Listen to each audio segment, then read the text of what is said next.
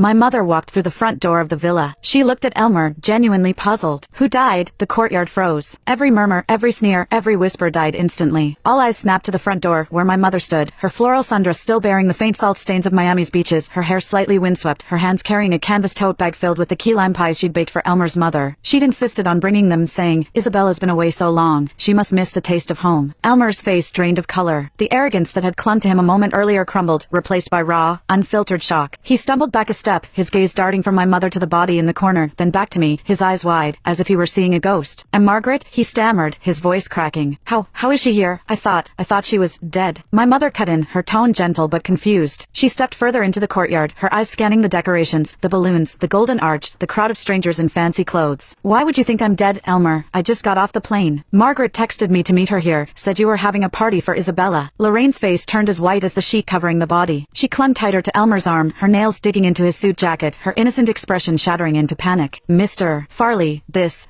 can't be. She's supposed to be the one in the corner." Vanessa's mouth hung open. She'd been so quick to sneer, so ready to degrade my mother just minutes earlier, and now she looked like she'd seen a car crash unfold right in front of her. But that's impossible. Lorraine said she caught Margaret's mother breaking in. She said she taught her a lesson. Lorraine said what? My mother's voice sharpened. She set down her tote bag and turned to face Lorraine, her gentle demeanor fading into something cold and resolute. "Young lady, what exactly did you do?" Lorraine shrank back, hiding behind Elmer. I didn't do anything wrong. I thought she was you. She was sneaking into the villa, and I told her to leave, but she wouldn't, so I had to force her. I didn't know it was someone else." "Force her?" My mother's eyes narrowed. "What do you mean, force her? Did you hit her?" Elmer finally found his voice, though it was shaky. "Lorraine, tell me the truth. What happened?" He'd let go of her arm, his posture stiff, half protective, half accusatory. Deep down, I knew he was already connecting the dots, already realizing the horror of what he'd done. The guests erupted into murmurs again, but this time, they weren't mocking me. They were whispering to each other, their eyes darting between my mother, the body, and Elmer. The Farley relatives who'd been singing Lorraine's praises just minutes earlier now looked uneasy, as if they were suddenly afraid of being associated with whatever was about to unfold. "I didn't mean to kill her." Lorraine burst into tears, her composure completely gone. "I just pushed her a little, she fell and hit her head, and then she stopped moving. I didn't know she was your mother, Mr. Farley. I swear I didn't." The words "your mother" hung in the air like a noose. Elmer's body went rigid. He slowly turned to look at the body in the corner, his face pale as a sheet. For a long moment, he didn't move, didn't speak, didn't breathe. Then, as if his legs could no longer support him, he stumbled toward the corner, his steps unsteady. Vanessa followed him, her hands covering her mouth. No,